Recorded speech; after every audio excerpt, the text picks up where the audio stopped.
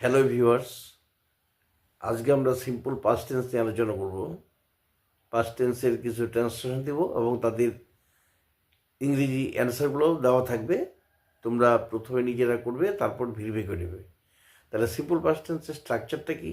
Subject plus ভি2, এই দুটোই হচ্ছে আসল ব্যাপার। সাবজেক্ট প্লাস ভি2, ভি2 মানে ভার্বের পাস্ট টেন্স, যেমন do did, go went, it at, become became, এইগুলো।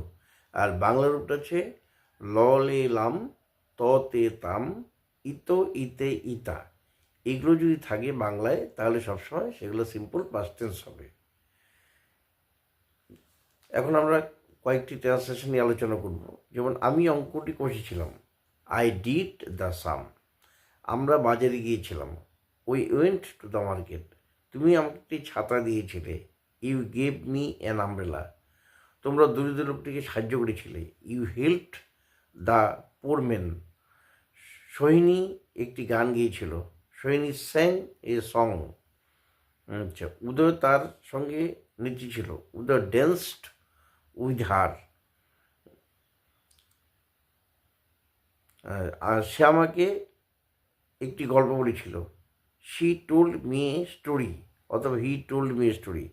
তারা আমাদের আদেশ পালন করেছিল, দে ফলোড অথবা obeyed our orders. They played football in the playground. তারা মাঠে ফুটবল খেলেছিল। আমরা আনন্দে চিৎকার করেছিলাম, আমরা আনন্দে চিৎকার করেছিলাম। We we shouted with joy. The hunter killed the tiger. শিকারী বাঘটিকে হত্যা করেছিল। ছেলেটি মিথ্যা বলেছিল, দ্য বয় লাইড। সে আমাকে একটি চিঠি লিখেছিল, হি রোট মি এ লেটার। আমি তার নাম ভুলে গিয়েছিলাম, আই ফরগট হিজ নেম। তুমি বাজার থেকে একটি বড় মাছ কিনে এনেছিলে, you bought a big fish from the market.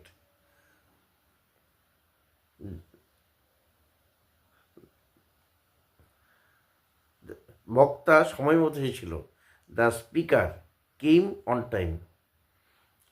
তিনি একটি ভালো বক্তব্য রেখেছেন, he gave a good speech.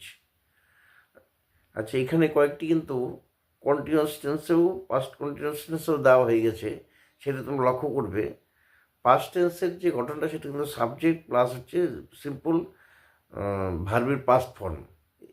এখানে দু একটি কন্টিনিউয়াস টেন্সও দেওয়া হচ্ছে, যেমন the boy was drinking milk, we were trying to do this math.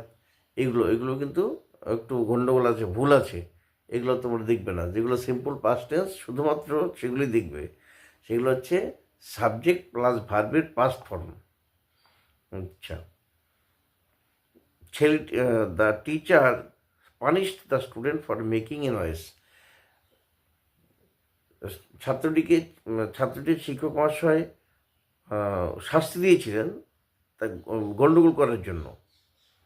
আচ্ছা, যাই হোক, আজকে ওই সিম্পল পাস্ট টেন্স এখানেই শেষ করছি।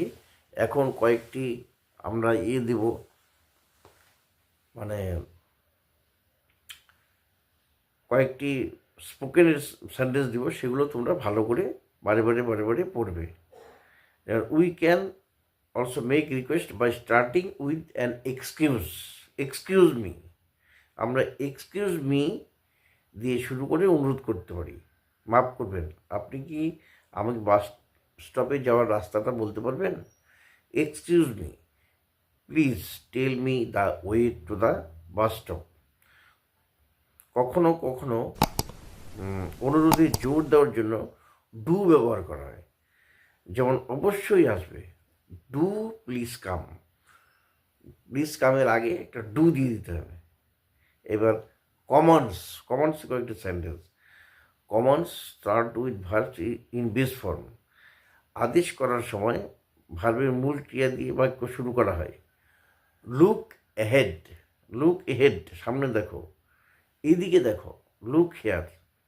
The difference between see and look, someone can see something with or without attention. মানে কোনো একটা জিনিস দেখতে পারে সে অ্যাটেনশন ছাড়া, অ্যাটেনশন দিয়েও দেখতে পারে, অ্যাটেনশন ছাড়াও দেখতে পারে। কিন্তু one looks always with attention, কিন্তু লুকসটা হবে অ্যাটেনশনের সঙ্গে। এই তফাৎটা কিন্তু খেয়াল রাখতে হবে।